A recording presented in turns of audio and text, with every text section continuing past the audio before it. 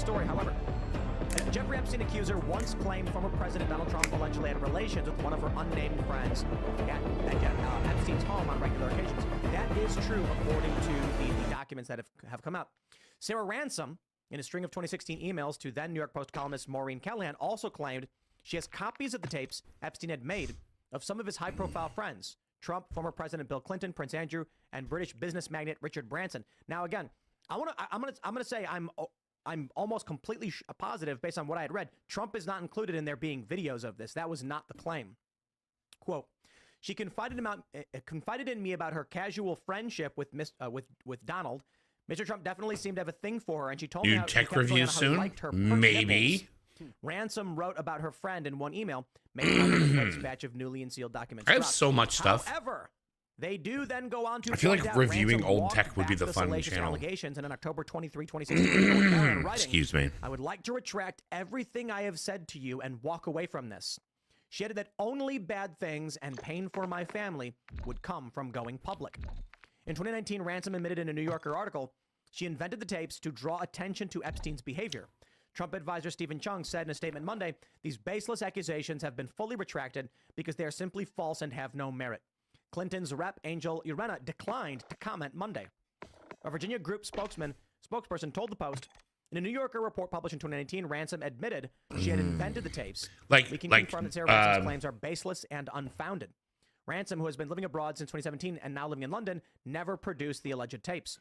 She didn't immediately return a request for comment. Like this Monday. camera. It's older. Were filed in a since settled defamation but it's actually pretty good. That Epstein accuser Virginia Giuffre, a.k.a. Virginia Roberts, had brought against the sicko's Madam Ghislaine Maxwell. Now, the first thing I want to say is they do seem wild, the allegations, outright. They do not seem very credible. Like, my friends got these tapes. I swear they exist. Oh, man, don't you better believe it. And Donald Trump said pert nipples, and it's just like, that's tough to believe, man. Innocent until proven guilty on all counts. Now, I will say a few things, however. In the documents, Epstein claims to be friends with Bill Clinton. He says Clinton likes him young. Allegedly, in some of these documents, Bill Clinton went to Vanity Fair to try to shut down this reporting. Additionally, the witness statement isn't just that there were videotapes of Clinton, Branson, and Prince Andrew, but that additionally, FBI, potentially working on Hillary Clinton's behalf, went to her friend, and told her to basically shut up and throw it all away, and apparently got some kind of settlement to cover it up because Hillary Clinton wanted to be president. When someone then comes out a few years later and says, my family, only pain for my family and bad things would come from going public, it's hard to say there's anything we can do here, to be completely honest. It's almost a moot point, because it's like, you make accusations, you can't tell them, what can we really say about you? But I will add, I don't trust Bill Clinton. I think we all have a good idea of what Epstein was doing. We want to know who's on those client lists. We know who's flying on these planes.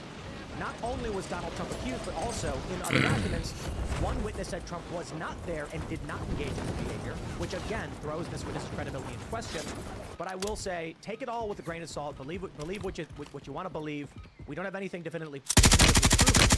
But I want to add, Robert Brunel, he ended himself in prison. Jeffrey Epstein ended himself. And then I'll add both of those. Now, when you have stories like that, I'm not surprised a witness who made these kind of accusations against the Clintons is now like, I'm sorry, I made it up. Especially, real quick, sorry. If it were initially true, the friends claimed to have these things. It's hearsay to begin with. The FBI or someone tried to pay no! Then it's possible when this person came out and said all of these things are true, my friend said this, her friend then went, I got paid. I'll never admit it. I'll never get it. What's the model of that camera? What camera? The camera I'm on right now? That camera? That's a face cam. Oh god, oh, face cam.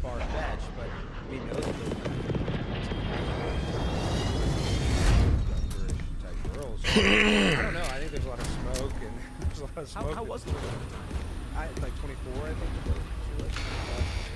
Still, I mean, that's, relatively young, and so I think she was 22.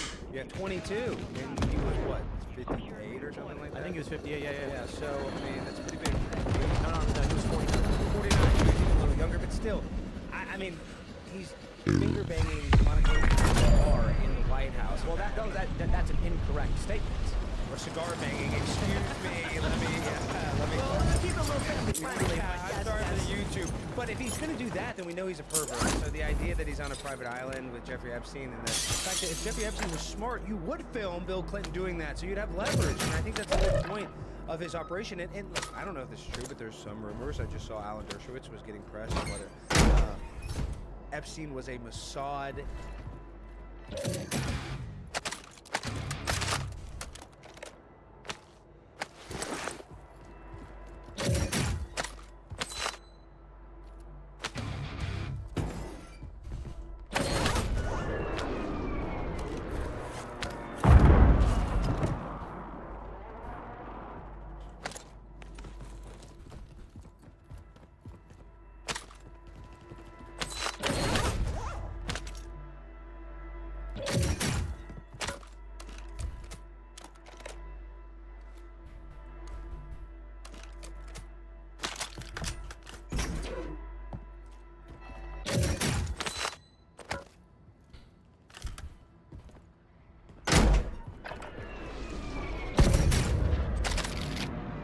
Let's go. Let's fucking go.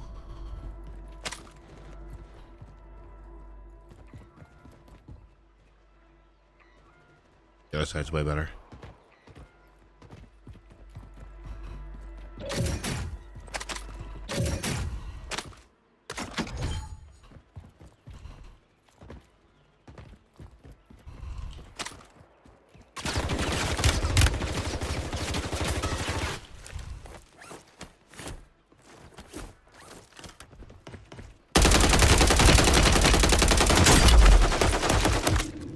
Wait, did somebody else hit me now?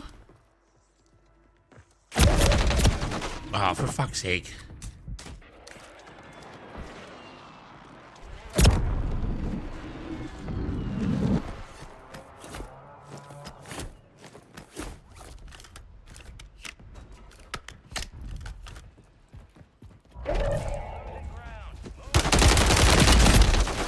He wins every fucking exchange, dude. Oh my god.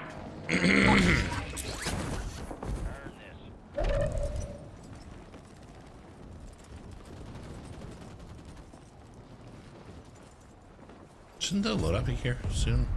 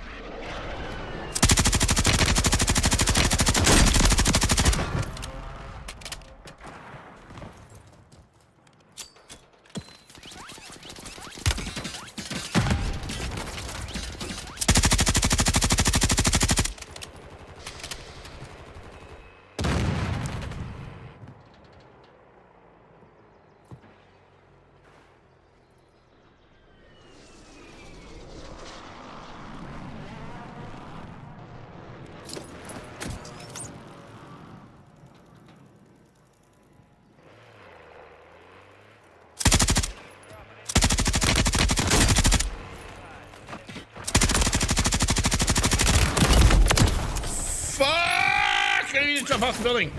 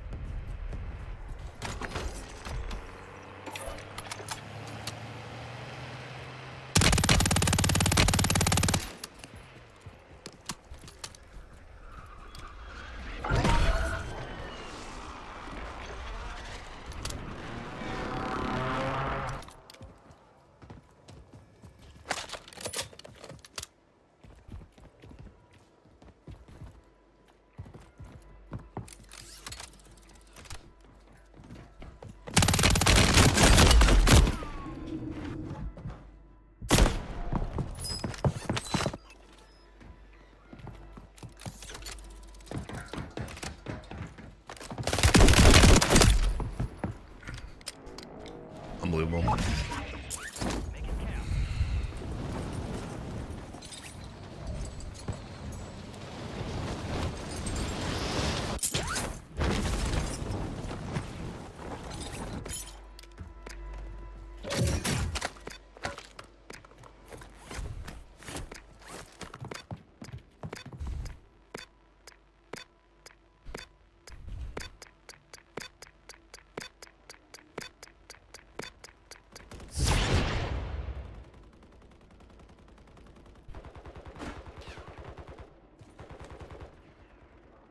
Severe weather moving into the area. Visibility will be low.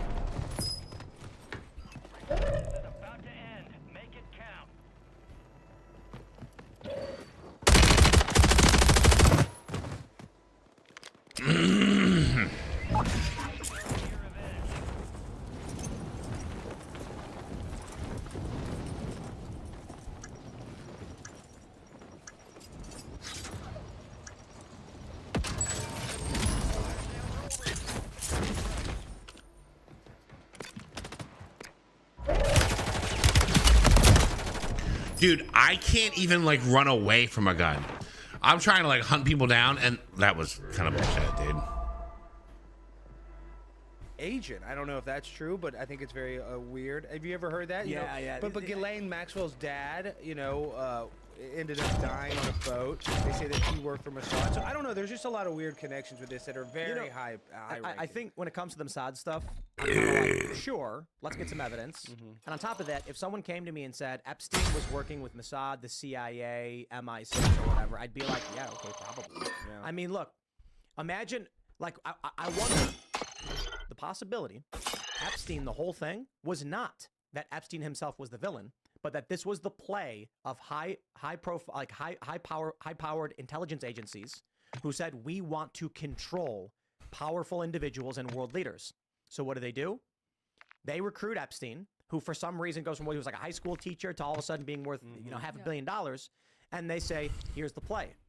you get these men to do these things. We get the video. What if the blackmail was actually government intelligence agency blackmail? Dun, So when dun, people say Mossad, I'm dun. not sure, but what about any other intelligence agency? Yeah. Yeah, definitely. Well, I mean, my point with this is whether it's Mossad, whether it's CIA, who knows? All I know is that people are going to dismiss all of those accusations as crazy. Obviously, the point of Mossad, with the case of Mossad, they're going to say it's anti-Semitic to allege something like that. But the reality is, none of this is off the table because none of this is crazy. We're talking about a billionaire who had an island full of underage children who he was sex trafficking. And we know this was happening, and we know world leaders were going there. The idea that anything is off the table here with respect to discussion, or that there's some conspiracy theory here that's too far-fetched to believe based on the things we know happened is ridiculous. This is an insane situation, and if you told people that this happened 5, even 10 years ago, they would brush you off as being completely insane. So for people to know that this happened, then for people to know that this guy, quote unquote, killed himself in jail while the guards were asleep and the security cameras have malfunctioned, somehow hung himself with toilet paper, and go, okay, yeah, so we know we were basically lied to about everything and our leaders were in on this to some extent, but the idea that CIA or Mossad or any of these organizations are in it, that's just far-fetched and crazy. Have you seen the video? Like someone made a computer jumping off the. but it's like he's laying with his legs folded underneath him. So like he's doing like a cannonball. But like okay, so here's this. Oh, the kneel down on your knees and then sit on it's the DJI as far back as you can. DJI Spread your Osmo legs, grab your Pocket feet, 2. and launch yourself off of a bed. The video is absolutely ridiculous because the bed was not high enough. And so someone posted a video, but like, first I saw the official report of like explaining how he did it. Then someone was like, here's what it looks like in a video. And I'm like, this is the stupidest thing I have ever seen. Okay, but maybe, I guess, same thing.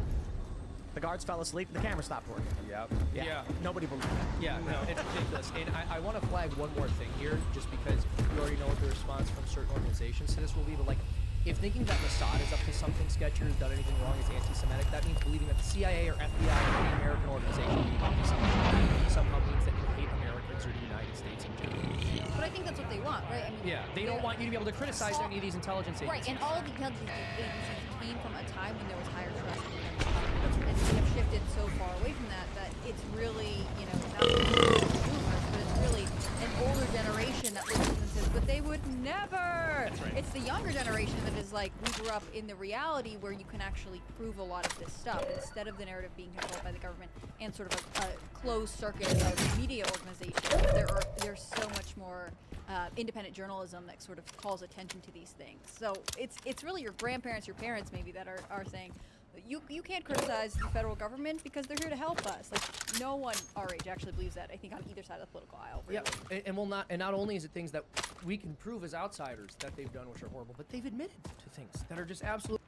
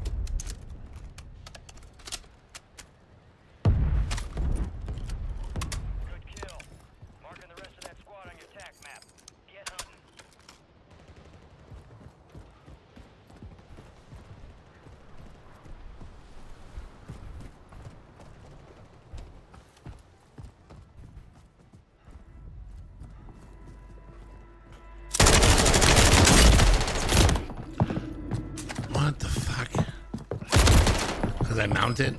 I didn't mean to.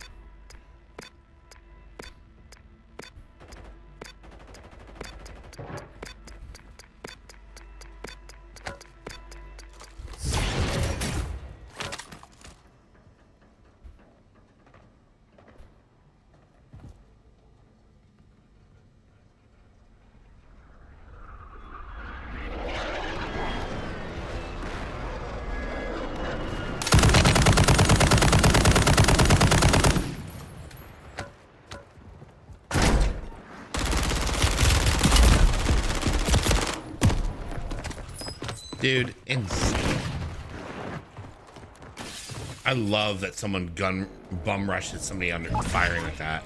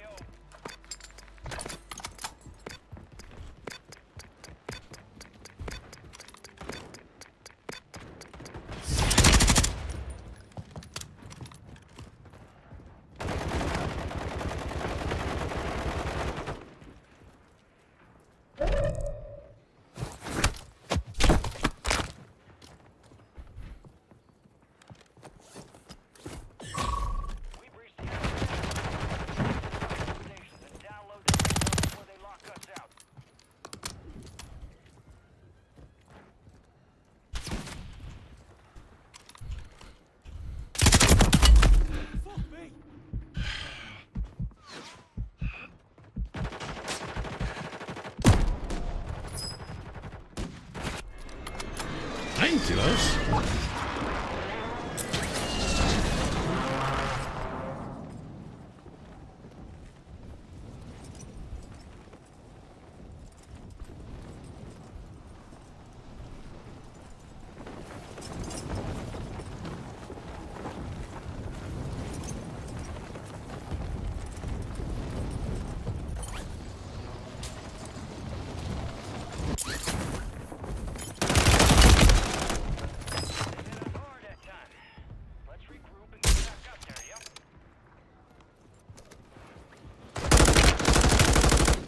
Whatever. Rough, bro.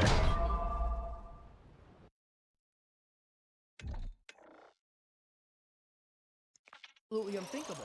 People are pointing out, I think rightly so, if there were tapes of Trump, these would have been released in 2016. Yes, Yeah, you're right. This is like the most investigated man on the entire planet. You're telling me this wouldn't have come up sooner?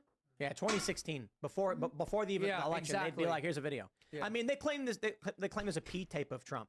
Yeah. Never been produced. My favorite Trump allegation was the somewhere something may have happened with Trump in an elevator, but who knows what and when, and we haven't found the video. You remember that one? Well, from Huffington what about Post? Tom Arnold had a show looking for the tapes of him saying the N-word? You remember that supposedly he said the N-word on The Apprentice? And there was a whole show on Vice of Tom Arnold. Yes, you guys didn't see this? So you No, just this is- watched like hours and hours of The Apprentice? It was like kind of like a This is fake his search for documentary the where he Holy was like, Grail? yeah, like he was like going to the producers or the sound guy, the sound engineer that worked on the show, trying to find it. Yeah, if Donald Trump was with a child on Epstein's Island, that would probably be out. But I don't put Donald Trump and Bill Clinton on the same boat. I think one is Did you worse guys than the other. have you guys watched the new season of It's Always Sunny? I watched most of the episodes. I haven't One of the seen them. episodes, they find out that Frank was hanging out on the island.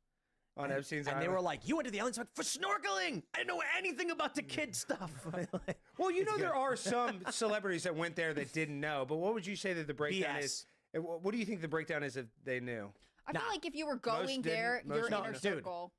I mean, here's how the scenario reportedly or allegedly plays out. Allegedly. Some dude who's like wealthy and powerful gets invited to fly on his plane. Allegedly. Because, like, let's say you're in New York and you meet him at a conference, and then he goes, "Hey, we're going to be flying down to on my private jet to the Keys." You got a weekend? You want to come hang out? We'll hang out, we'll have coconuts. And they're like, wow, that sounds great. They go on this plane, and then a young woman comes out, and he's like, oh, meet this young woman. The young woman then entices the guy, but she's being trafficked. She's being pressured to do this and made to do this by Epstein. The rich, powerful dude doesn't realize what's going on. Epstein films it, and then as soon as the plane lands, he puts his hand on his shoulder and says, she's underage. We filmed it all. We own you now. That's allegedly how it plays out. Well, Alex Jones said this exact scenario years ago. Right. He was like, these guys are on planes having sex with children. And you're like, yeah, right. Now, the kids stuff, those guys, no question. They know. Yeah, they know. But in terms of the capturing and like getting celebrities and tricking them, it's like you get a girl who's 16, you claim she's 18, then the celebrity's drunk, stupid, and on drugs, and you got them. I mean, these are amoral people to begin with. Don't get me wrong. Yeah. These people are, I'm going to go party on a plane, and, everybody knows what his plane was called. So everybody knew what he was doing back in, like, 2008, 2010. Well, have you seen the memes where it says Stephen Hawking would like to have undressed dwarfs do complicated math problems? That's like that they couldn't reach on the chalkboard. I did see that. I think that's fake, but that's what they said is one of his sexual proclivities. I thought that was a joke. He wanted to see. I think that has to be a joke. But Stephen Hawking was on the plane, went to the island. Supposedly, I think that he had to build him some sort of special wheelchair ramp or dock or some sort of way to get him on a boat. So ADA compliance, yeah. No, seriously, they had to build something. So I mean, do you think Stephen Hawking knew that he was doing? I mean, this is all alleged. I mean, that's interesting. Hawking went to the island. Is that that's what they say? I don't know. Is that true or is it? I mean, I think it's pretty true. Whatever that is. Well, 2-star rating, not good. Look. I think it's pretty true. If someone asked me to take $100 and put it on Hawking knew or didn't know, he knew. I'm just gonna bet every time that anybody who flew on his plane and went to his I'll say this: anybody who went to his island, like I really do not see a scenario where they don't know what's going on. Yeah. Also, like, isn't Stephen Hawking supposed to have been one of the smartest people who ever lived, and like he didn't know, he knew nothing of what Epstein was up to, and would he was just get focused on the science, Seamus. He had no other interest. He's on the plane, and he's like, I can theorize about black holes, but I didn't see anything. Wink, wink, Jeffrey. Yeah. No, I think ultimately, if you were going to the island, Jeffrey Epstein wanted you to see what was going on there, which means either you were okay with it or maybe it is entrapment. Yeah. I think it's the plane starts to be point. Like, maybe he was like, oh, I'm a billionaire, I'll get you feeling comfortable with me, whatever. I could see a couple scenarios, like people who are photographed with him at parties, right? Like, you may not know who he is. It's circumstantial at best, but the island is somewhere, and any of his other properties, he had that big one in Arizona, New Mexico, New Mexico ranch. If he's taking you to his private properties where he is keeping young women, that seems like he wants you to see that. That's a very good point. Here's another scenario. Epstein, says, hey, want to come hang out on my island? We're gonna go jet ski and snorkel. It's gonna be fun. You land, you get out. Let's say you get on the plane, and some young girl comes on. Oh, I'm married, I can't do it. He goes, okay. The plane lands. And then you see what's going on. He then turns to you and says, we'll kill you if you tell anybody. And if you don't tell anybody, you're complicit. Welcome to being an accomplice. Even if the people refused, it's basically your choice of go up against Epstein and Bill Clinton and all these other high-profile people who are involved. So what are you going to do? You going to all right. Good luck. Fucking. How do you, this is the question. With what Joe Biden is doing on the southern border, who do you report Joe Biden to? Is there a superior authority in law enforcement who can stop the Biden administration from facilitating these crimes on the southern border? Mm-hmm. That's it. Mm-hmm. He's the commander-in-chief. So if the you Supreme fly Court. this plane, you know Bill Clinton's been on. You know that Clinton is friends with this guy. And then he says, who are you going to tell?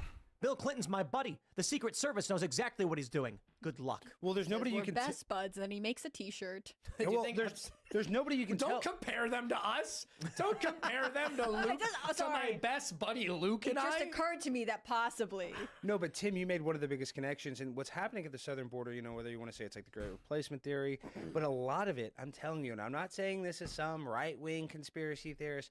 Sex trafficking is a huge business to the cartel. It is huge. And a lot of what's happening is driven by sex with underage kids.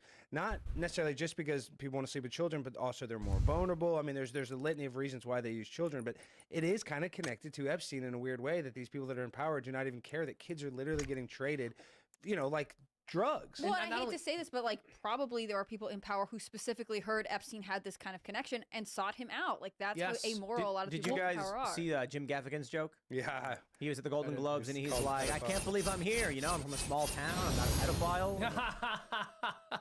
Yeah. Well, there's something to be said for what you just mentioned, Alex, about the fact that there is a lot of trafficking that takes place here. And not only is it the case that our media does everything to turn a blind eye to it, and that elected officials, particularly on the left, do everything to have people not notice it, it's that you are actually actively maligned and smeared if you point that out or you say anything about it, or you want to implement any practical measures to prevent it from occurring. So, for example, when border security separates the children from the adults that they are with in order to vet them to make sure that they aren't being trafficked, that's separating children from their parents, and that's just unthinkable. We're assuming and they're how their dare you? parents. We don't Exactly. actually know You're anything. starting with the assumption that they're the parents, even though you have no idea who these people are, and they're illegally trespassing into your country. And if you do anything to try to investigate, to vet, to make sure that those kids aren't being trafficked, you're separating children from their parents. You're a horrible person. How could That's you so support that? creepy. It's I remember that when we had these stories and they're like, they're separating the children from the parents, and it's like, You don't know that's some guy with a little girl and no ID. Yeah, and they're supposedly do DNA tests to connect them, but how long does that take to come back? I mean, that's just such BS. Like, they actually can tell, oh, this is their biological son. Yeah, right. So. Let's jump to this next story from the New York Post, because this one's got big implications for 2024. A top strategist for JP Morgan predicts that Joe Biden will drop out of the 2024 race in March. And I agree. I believe that there's a strong likelihood that Joe Biden will drop out, and it all makes a lot of sense. Come on, when man. we were talking about Newsom, this is last year, we're like, Newsom's probably going to be the guy, Joe Biden drops out. A bunch of people super chat into the show saying it's too late, Tim. They can't hold a primary now, so it's Biden or no one. Wrong. This is the perfect play. Joe Biden stays in, and then, through no fault of his own, oh no, a medical issue, oh, he's having heart murmurs or something, he can drop out. Then the DNC says, well, this is a catastrophe for us. I mean, what do? It's too late to have a primary. Guess we'll have to just appoint a nominee. Sorry, progressives. No Bernie Sanders for you. No Cenk Uygur. No RFK Jr. It's going to have to be Gavin Newsom. Or Big Mike. Yes, Michelle Obama. I mean, I think that's a big possibility. I think Michelle would win. I mean, I think I would have thought so a year ago. I'm not so sure today. Not anymore. Nope. Okay.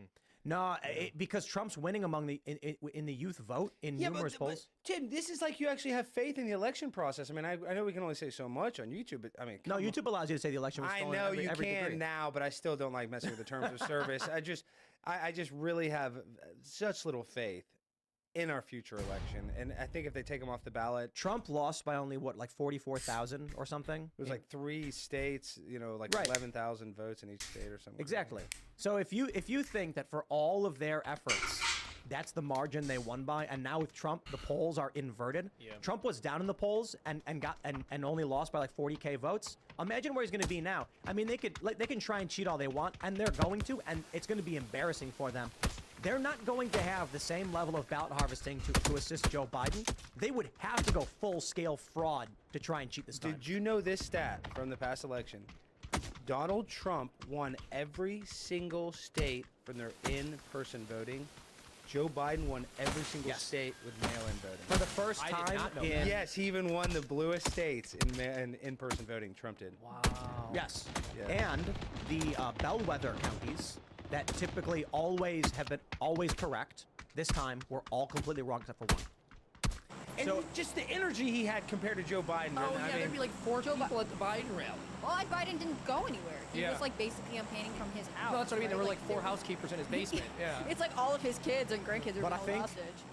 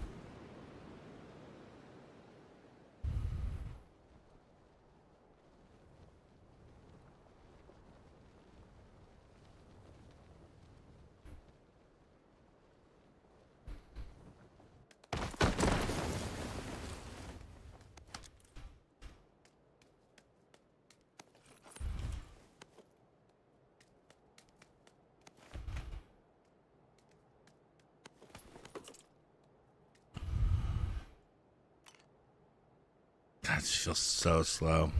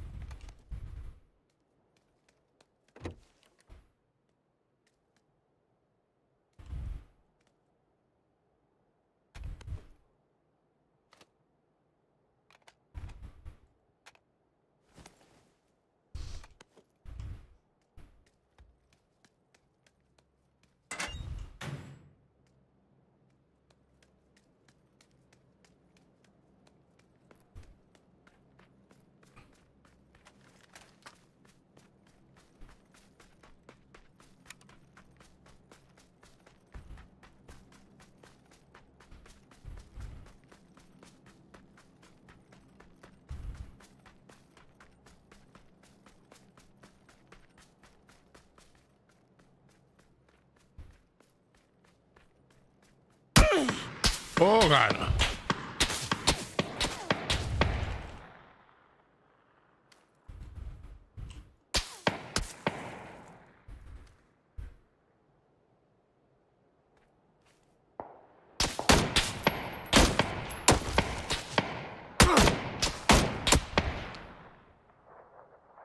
I don't think I had one weapon, one gun. Oh God, this is why I hate this game too.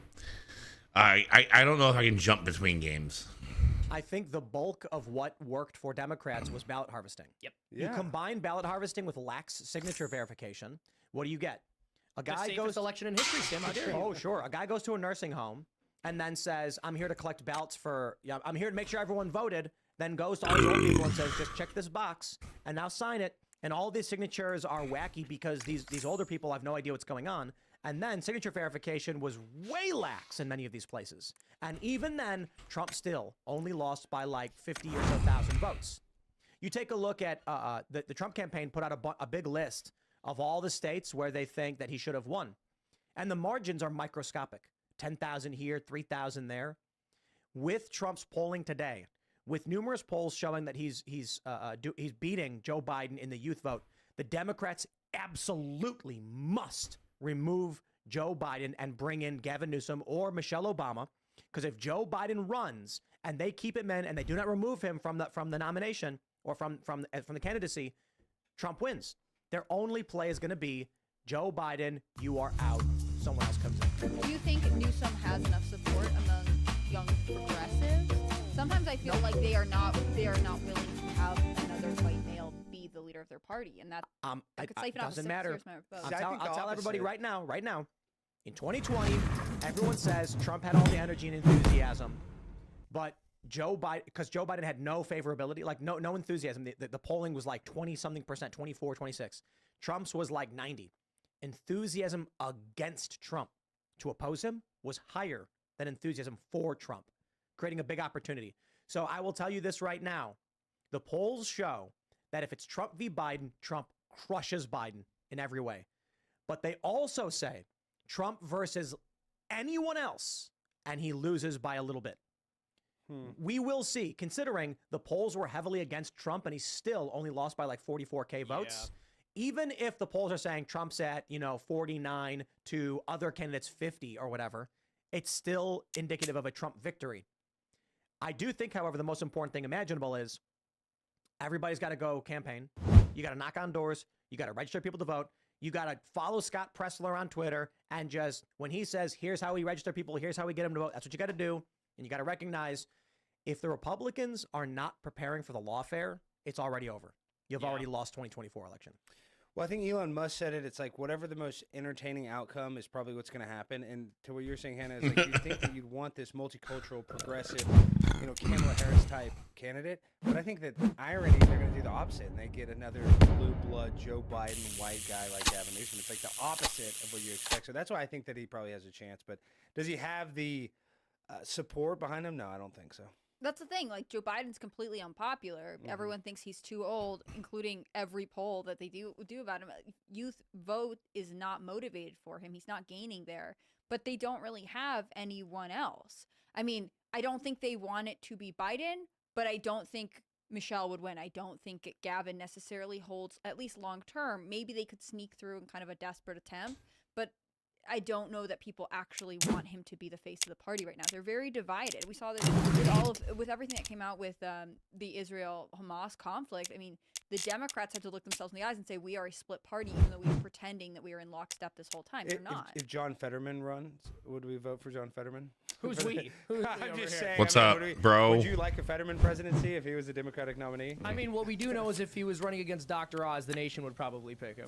Yeah. I mean, Fetterman has become sort of amusing, but I wouldn't vote for him. No. I mean, he's my favorite Democrat, probably, right? Yeah, he was defending Israel and he called out the crisis on the southern border. So I'm like, well, take what you can get. I guess. Yeah.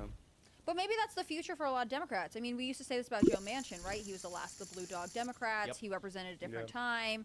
And maybe the fact that he's leaving the Senate and several other people are starting to think, hey, this party is drifting too far. I need to start tacking back towards what used to be considered the middle. It's probably still just the left. That's right. Well, this has happened in the past, right? So right after the Reagan era, Democrats realized that they had to be more conservative in order to get elected. So when you look at campaign ads from people like Bill Clinton back in the early 90s, it's a different kind of Democrat who's more moderate and wants to roll back the welfare state. And that's probably what's happening now. Democrats are realizing that they have to move to the right, or at least a little bit closer to the center on certain issues because of how far they've swung to the left. And we really saw this back in 2022 or 2021 with Joe Biden's State of the Union address. We watched it on this show, and he was really going on and on with talking points that were basically lifted from Trump about how we need to defend the police and secure the southern border. I got to push back on what Alex said, however, which is not your quote, but Elon Musk, that the most entertaining outcome, tends to be likely or whatever, something like that. Something like that, yeah. Like the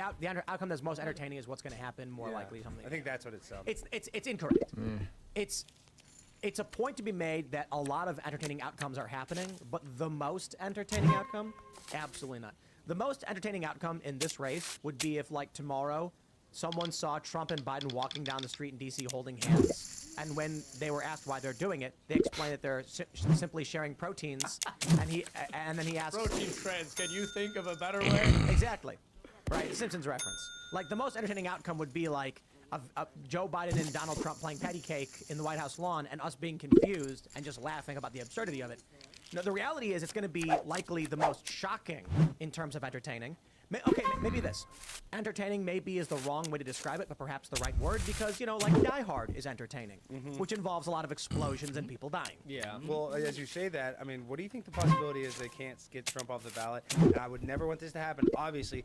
But what if they did a Lee Harvey Oswald type situation? I mean, do you think that's possible in this day and age where there could be assassination? Well, it's Or a false possible. flag. A false flag. I'm just wondering, do we false think that's flag would get possible? sympathy. Is that, Okay, is that someone possible? already tried to take Trump's life in his first run in it was 2015, I think. A guy at a rally tried grabbing a gun from a cop, I think it was, because he was trying to. Yeah, let's go. seriously hurt Donald Trump.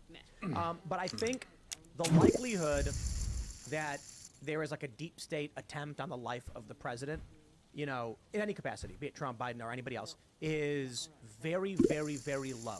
Yeah. What you need is character disgrace, not martyrdom. If someone, look, we see this all the time with politicians.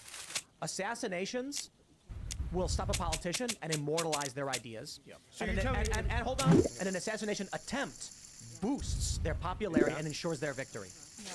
What would his legacy be if if that happened? Would it be positive or negative? Yes. For all of the Trump supporters. Oh, for fuck's sake. He would be a legacy.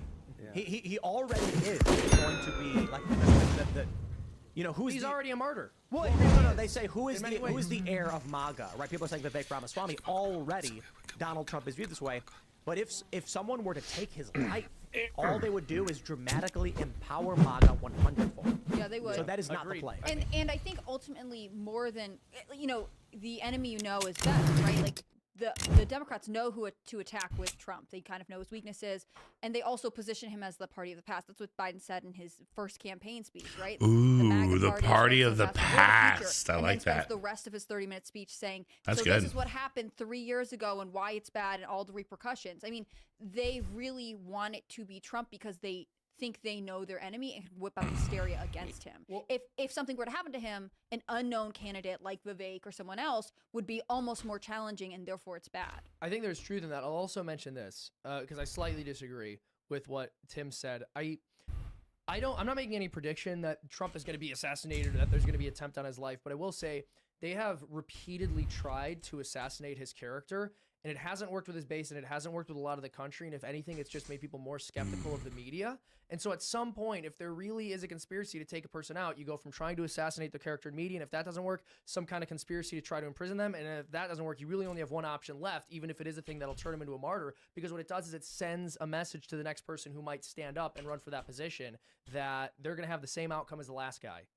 Well, and you really think about it, though, it's just an illusion that we actually have choice of right or left. Because, like, I mean, let's say it is not Trump. Let's say they kick him off the ballot. Then we have, listen, I like some of what DeSantis did in Florida, but, I mean, Nikki Haley, who's being so propped up by the establishment, even just said that the illegal immigrants across the border aren't criminals. I mean, so. That's right. That is offensive to call them that. That's what you just said. So it's like, give me a break that you think Nikki Haley's all of a sudden. I mean, we don't have anybody on the right that's really going to be our savior.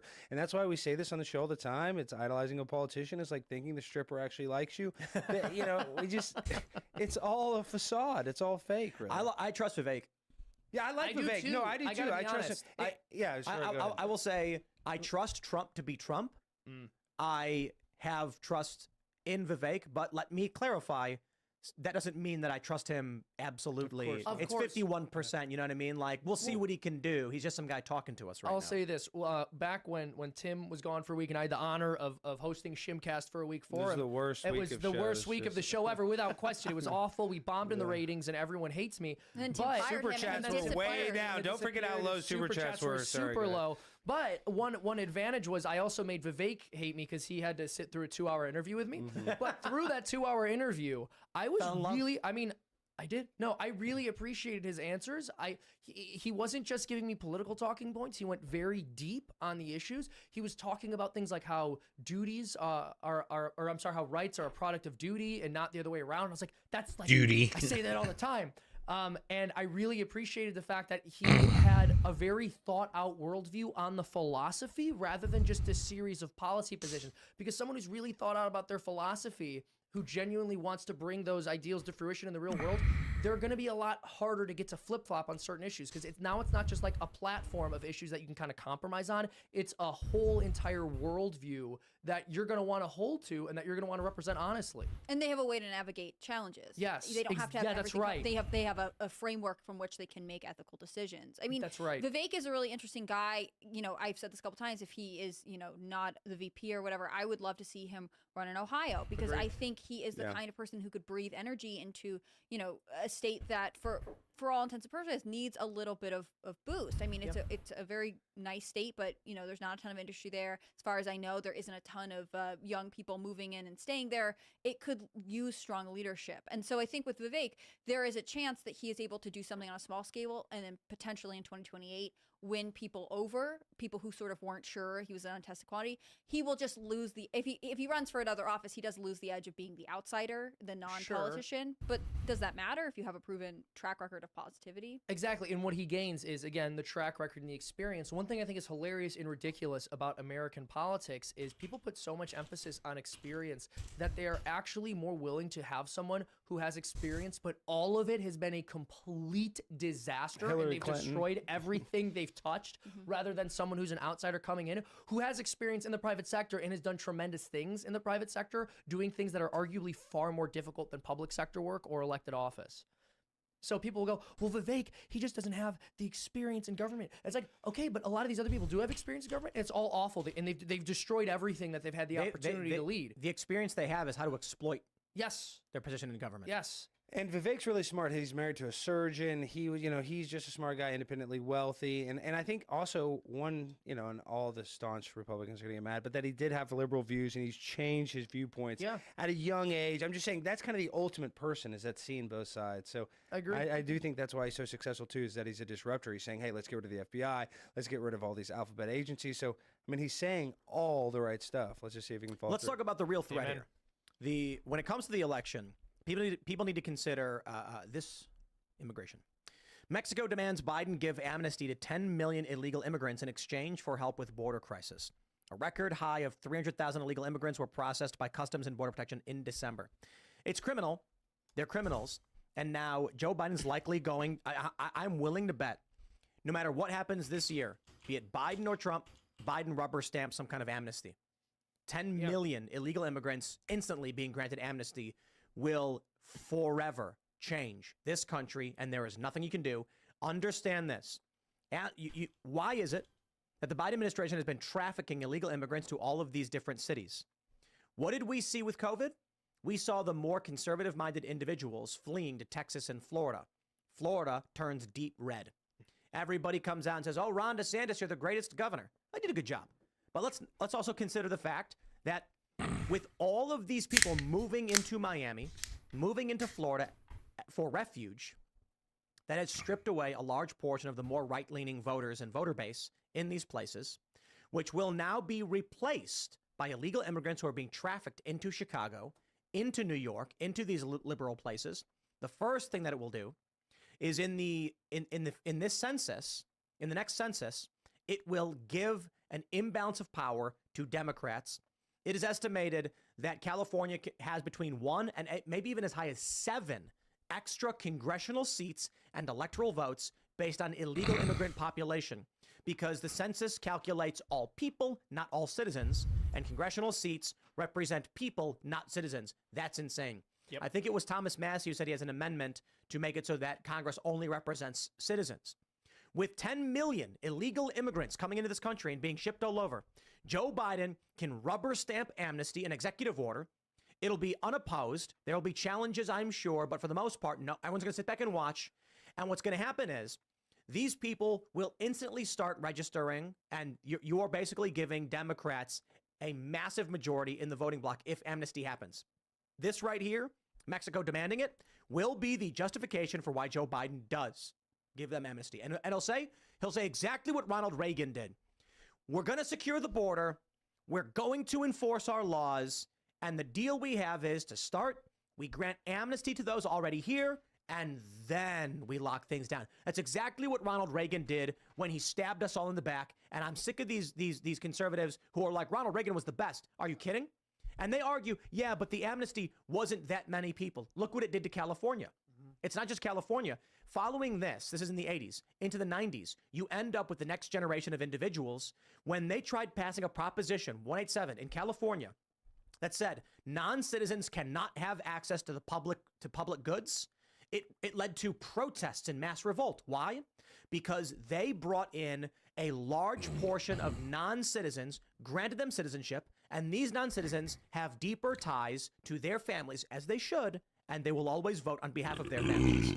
So instead of getting people to immigrate here, to assimilate and integrate here, they get a bunch of people who broke the law to enter this country, grant them benefits to our public goods, then the right to vote. Surprise, surprise, they voted on behalf of their home countries and their families, which is completely unsurprising. Anyone would do it.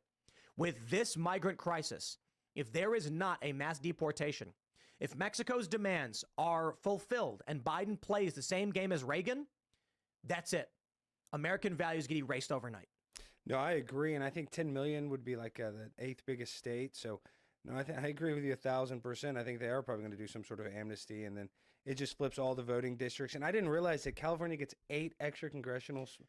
So there's estimates. I think it was I'm not sure which organization. A few years ago, there was this is in 2020 when they're doing the new census. California loses a seat. Some estimates said it's 1 or 2 seats, perhaps. They get extra. Now, those seats also mean electoral college votes. Yeah, yeah. However, with this bill that I think it wasn't drafted by Massey, but it was sponsored, the Republicans actually estimate 5 to 7 extra electoral votes for Democrats based on people who are not citizens. This is the mistake made by so many people. We are not a democracy. So I don't know if you guys saw that Zero Hedge debate with the Krasenstein's Destiny. With Destiny and Alex. That was great. Alex and Destiny are a match made in heaven because the way they just yell over each other. But in this, Alex Jones correctly points out, it doesn't matter if they vote. What matters is this is a republic, in which case, as long as Congress represents non-citizens, their vote is their will is represented at the federal level for the president and for our laws. And the only thing the left were saying was, illegal immigrants don't vote. Illegal immigrants don't vote. That's right. Over and over again. That doesn't matter. We're a republic, not a democracy. We vote for a representative.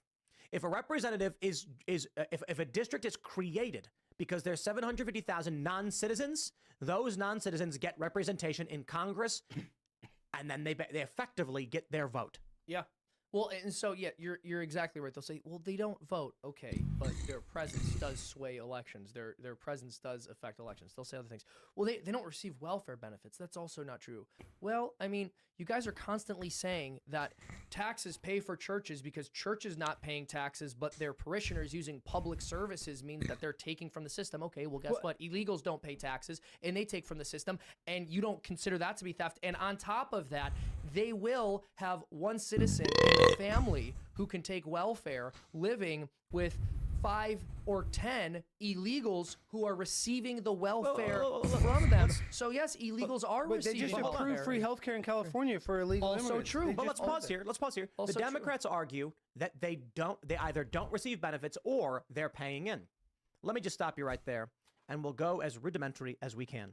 Have you complained about potholes lately? Yes. More people means more wear and tear on your roads. Someone's going to pay for that. The roads are going to have to be fixed more frequently because there's more people in your city. That's it. So if you're wondering why it is your water bill goes up, if you're wondering why it is that the cost of electric is going up, it's because demand is increasing quite a bit. Wear and tear is increasing. There's going to be more road construction. There's going to be more density-related problems. More students per classroom. Public transportation. More students per classroom. That's right. More crowded trains. So if you are I've heard from so many people. Remember when what was it, KFC? Hello everyone, welcome back to my channel.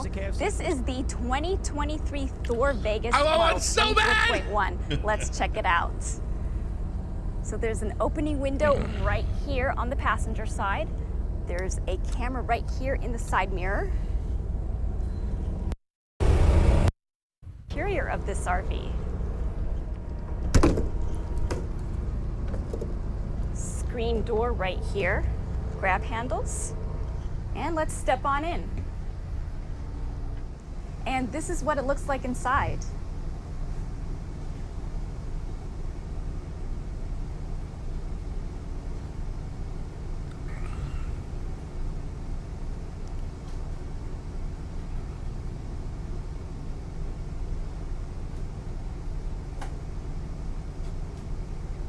All right, let's start in the cockpit area. I do have to take a step up to enter. This is a big, generous sized seat, very plush. A couple of armrests on each side. Now there's a big cup holder for the driver here. There are power heated mirrors. There's some controls on the steering wheel. There's an opening window on the side here with a large screen. In the center, there's a touch screen infotainment system. And below, there's a switch to start the generator.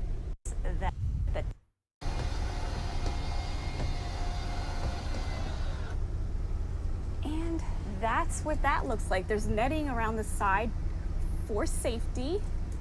And it looks like a good size for one person.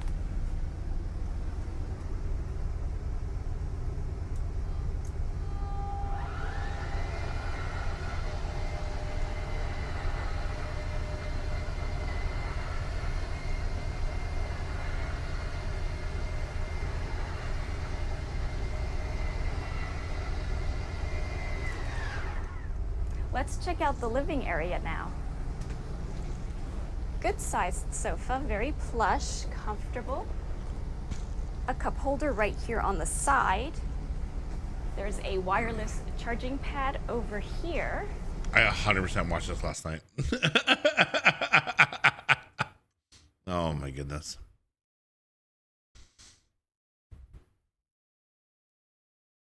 Good morning and welcome to day 8. So last night we had ourselves a little home invasion by this guy right here. So last night I woke up at 4 a.m. to this guy, little Mr. Mousy there, crawling across my leg and waking me up. And obviously I couldn't fall back asleep with a mouse crawling all over the van, getting into everything, crawling on my bed. So I had to catch it. So I sat up and I waited for him to go into the sink where he was going to get some of that leftover food. And I threw a towel over really quick, and then I sat there and waited for 20 to 30 minutes at 4:30 in the morning for him to try to jump up on the lip of the sink. And when he jumped up on the lip of the sink, I kind of encircled him in the towel, wrapped it up around him, and then put him in here. He's been in here all night. After I caught him, I was able to fall back asleep again, but that definitely wasn't the best thing to wake up to. But right now I'm walking down the canyon to release him. All right, little guy, you ready to go? Get out of this box. I'll let you go somewhere where you got some cover so you don't get picked off by a bird or something. Alrighty.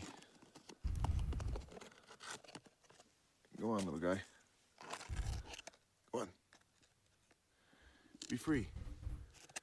Go. Go, go, go, go, run. There we go. Off he goes. Back home.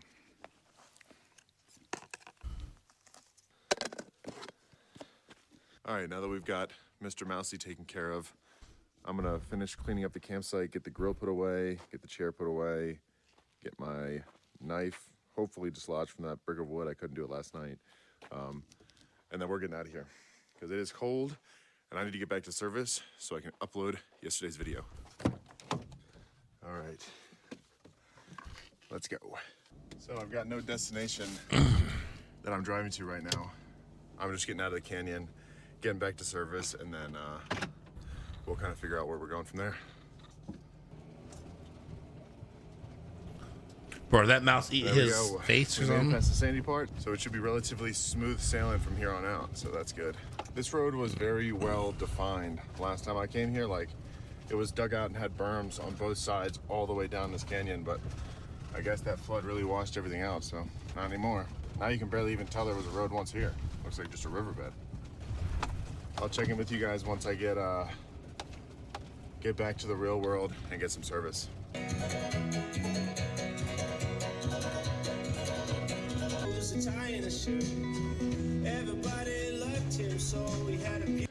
And we have made it back to the paved road.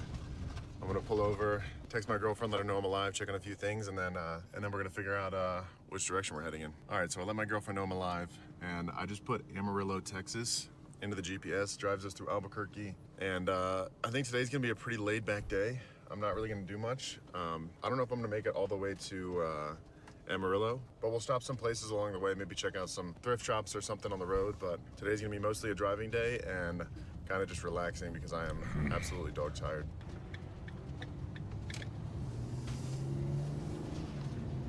All right, so I know my hair looks crazy. I just took my hat off, but I'm driving down the road right here to a McDonald's so that I can leech off their Wi-Fi and get my video posted, because I refuse to go to Starbucks anymore because every time I go to Starbucks, their Wi-Fi is absolutely garbage. So we're going to McDonald's and hopefully their Wi-Fi is strong.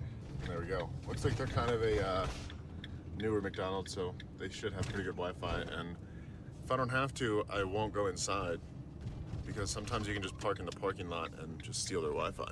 So that's what I'm gonna try to do. Park right up next to the building in one of these spots.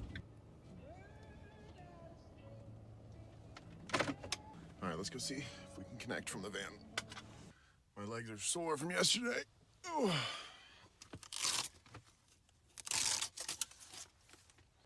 There we go. We're connected. Let's see how fast it is.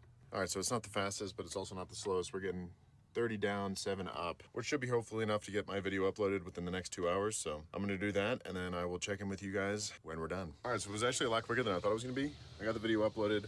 I also walked over to Jersey Mike's and got myself a sub, and I'm airing out the van right now. I got the fan on because it smells like there was a bonfire inside of my van from all the smoke last night. So trying to get that out. I was reading up on some weather reports. Someone commented that there was supposed to be like super bad storms in the Midwest this week. So I was looking it up, and it looks like the forecast has changed. So there's not going to be any like severe weather and all that stuff out there. So we should be fine to go there. The one thing that I do worry about more than anything with living in a van is tornadoes and then hail. Hail is probably the one thing that I'm the most afraid of, because my solar panels are pretty expensive, and they are commercial grade solar panels. So I bought like super high strength ones. So they should be able to handle like up to, I think it was quarter size hail, but I don't want to push them to the limits, and I don't want to test it. So whenever I see that there's hail in the forecast, bro, I typically just try to avoid the area. But the forecast looks good, so we should be okay to finish this drive to Amarillo. Let's hit the road. Let's go. There we go. Back on the road.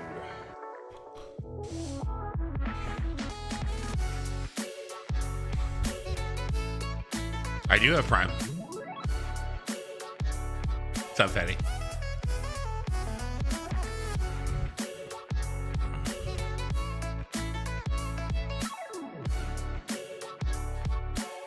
Alright, so we did make it to Texas. We're about 30 minutes from the border. I just really don't feel like driving anymore today, so I'm pulling into this super small town right here. And we're staying at this little rest stop that I guess the community has set up to allow people to camp overnight when they're driving through. So we're gonna pull in and check it out, and then that's probably gonna be where we are going to stay for the night. I kind of wanted to, with this series, show you guys the just variety of different places that you can stay when you live in a van. It's not all scenic locations or Walmart parking lots. I mean, there's a million different places that you can camp in between, and this place would be one of them. Yeah, today's a pretty laid-back van life day. Not really much going on. I've been going 100 miles an hour for the past 7 days. Definitely not. I'm taking it a little bit slower today and just camping out at this little park. San John Park, free overnight parking. Right on historic Route 66.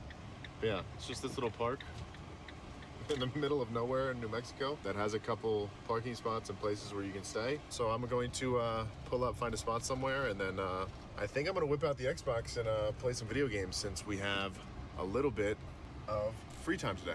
So I don't think there's really that much going on in this town. It's kind of right next to the highway up there.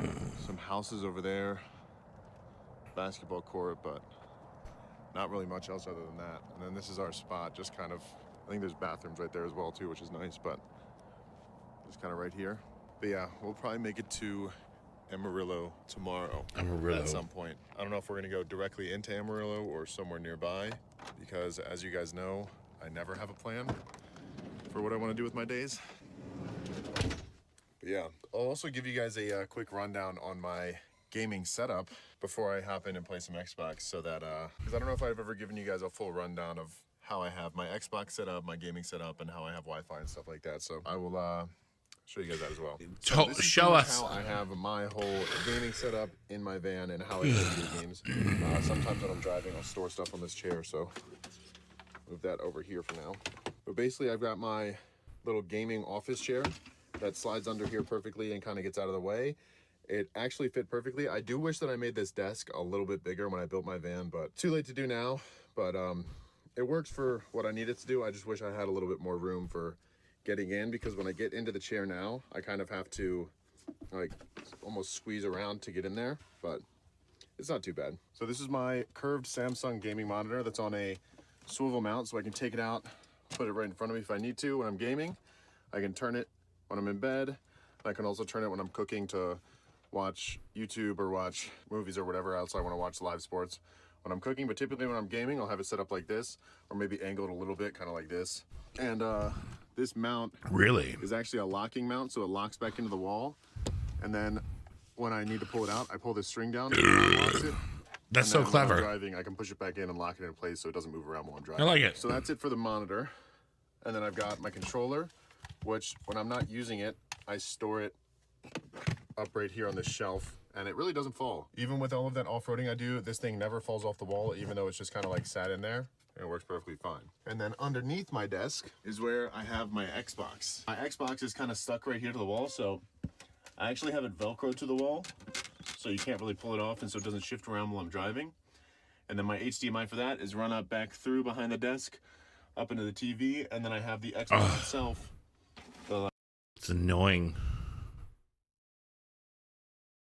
I can't watch this gaming setup. I hate it. Ultimate luxury stealth camper. Uh-oh. Yo, what's up? I'm Dulex. Yo, what's up? All right.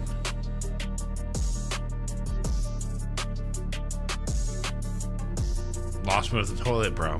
Lost me with the toilet. This van has a full kitchen with running water, a hidden entertainment area, a transforming bedroom, a full bathroom with a custom toilet, controllable heat, stealth security cameras, and much more. Let's check it out. All right. I'm interested. Let's go. Let's see. This is a 2004 Sprinter with 229,000 miles on it. Driver's seat in here is pretty basic. I didn't really change much up here, but I did add a couple things to make it a little bit more comfortable while driving. I put a screen up here that I can use to switch from left and right side of the vehicle, so I can see when I'm changing lanes if there's any cars next to me. And these cameras are actually tied into the security cameras in the back. This passenger seat right here, I decided to put on a swivel. There's a lever underneath the seat that when you pull it, it will release the swivel and it'll let you start turning it around. It locks in at 45 degrees, and then it also locks in at a full 90. And then you can kind of get your seat into whatever position that you want to from here with the settings that are already on the stock seat. I built a desk that fits right over where you're sitting here, and I put that into this end of the kitchen. If you press down on these two levers, then this desk comes out, and then you pull this part open, and it gives you a space to work here. The idea behind this is that you have your keyboard and paper or whatever else you have down here, and you've got your screen on the top part of this. When this is down, this top piece serves as extra counter space or a space to eat. But you don't always want this area open for some privacy, so I actually built in a 100% blackout curtain right here. And I put snaps on the ceiling, and at night you can just go completely stealth mode, have all the lights on in here, and no one will ever know. From the front, it kind of just looks like a construction vehicle wall, but it is actually fabric. Right above the sliding door is where I decided to put most of the electronics so you can control your stuff right when you come in. The first switch right here is the lights, actually on a dimmer. So if I twist this knob right here, it controls the lighting in here.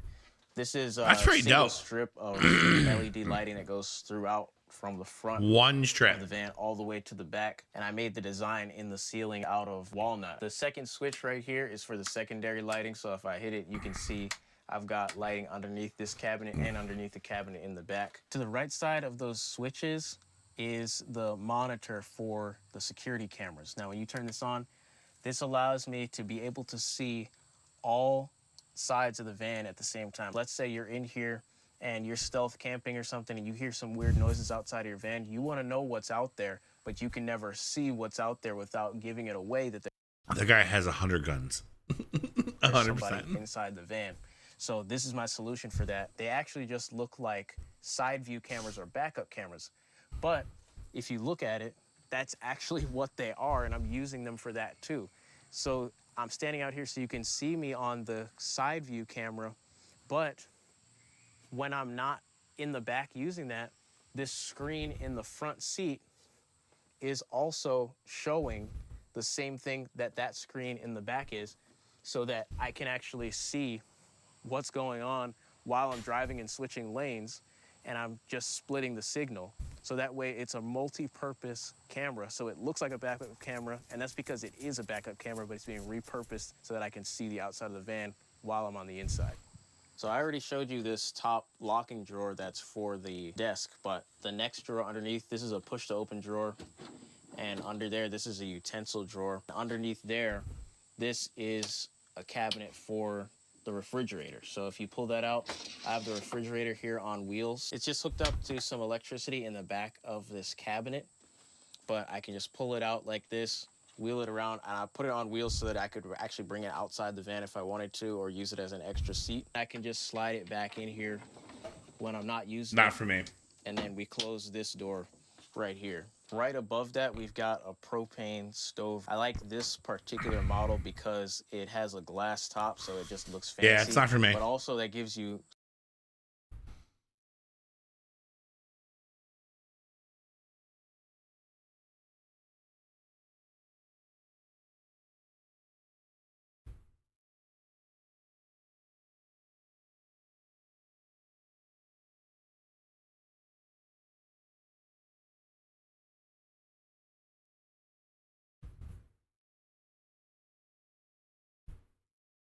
favorite part of the day here. Oh, look at those birds. Right after the sun has set, the world gets really quiet. And the crickets start to come out. You start to hear the frogs. That's loud as fuck. What are you talking about? It's pretty magical.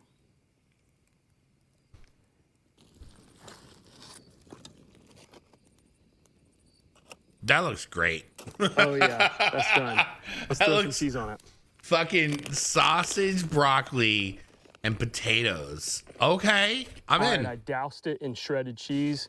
Now I'm gonna close it back up and just throw it on the fire real quick to let it melt a little bit.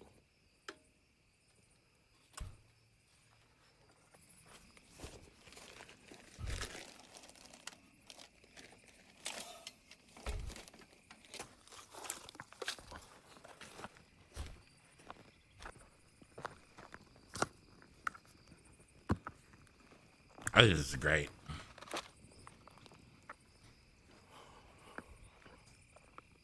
Okay, moment of truth. Let's see how this looks. Oh my gosh. This looks incredible. I want rice Look at all with it. that cheese I want rice and with the it. broccoli and the potatoes. Oh my gosh, the potatoes are cooked to perfection. Let me take a bite of this. I think I like it better without the cheese.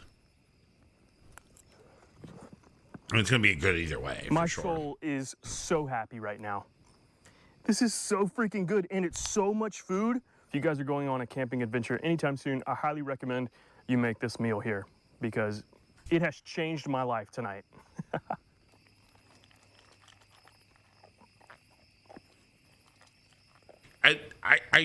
He's way too open with his van. Like, I want that thing sealed.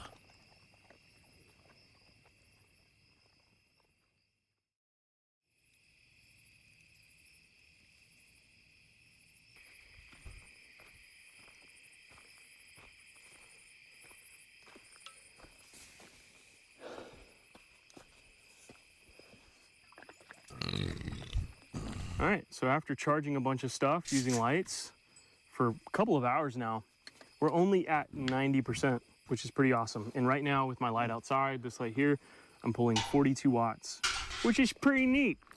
So I am going to officially plug up Starlink so we can get some internet and maybe do some gaming. So the real reason I'm camping in a tent tonight and not in my van is because I bought this tent with the intentions of hopefully doing some really extreme winter camping. This is actually a hot tent. And in this part of the tent right here is actually where the chimney of a wood-burning stove would go. And I actually brought my wood-burning stove with me today, but it is just way too warm to have that in the tent. So I opted for having a campfire outside tonight. But I really just wanted to do a trial run of my tent camping before I do a serious winter camping trip. But so far, I'm really enjoying this. This is really cool.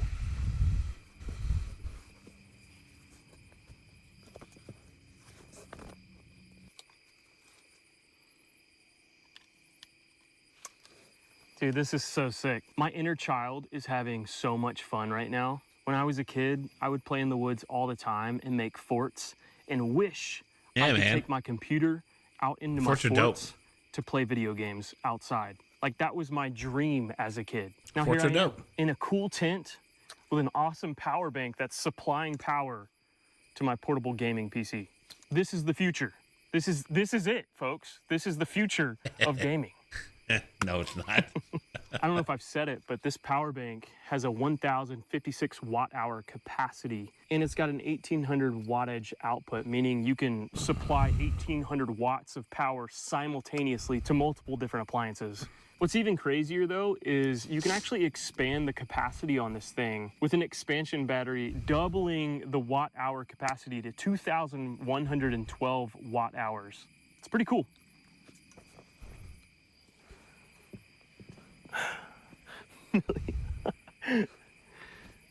So unfortunately, I don't think my internet is stable enough right now to play anything like Fortnite, which is what I wanted to play. There are way too many trees around here for a stable connection for that. So I think I'm just gonna play some Far Cry Primal, which seems very fitting considering I'm camping outside.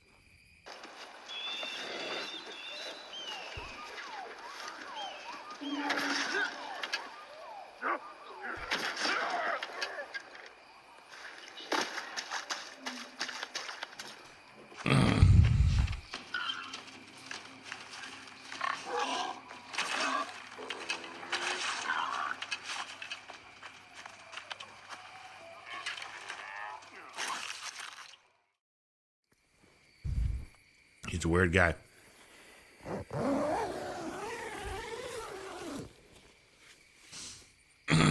They're at sausages and some shrimps, and I'm thinking about making some gumbo. All right, folks, it's about that time. I think I'm gonna throw something on Netflix here until I fall asleep. Yeah, I'm gonna do that. But I think that's it for tonight. I'm going to bed. I love your faces. I'll see you tomorrow. Good night. Bye-bye.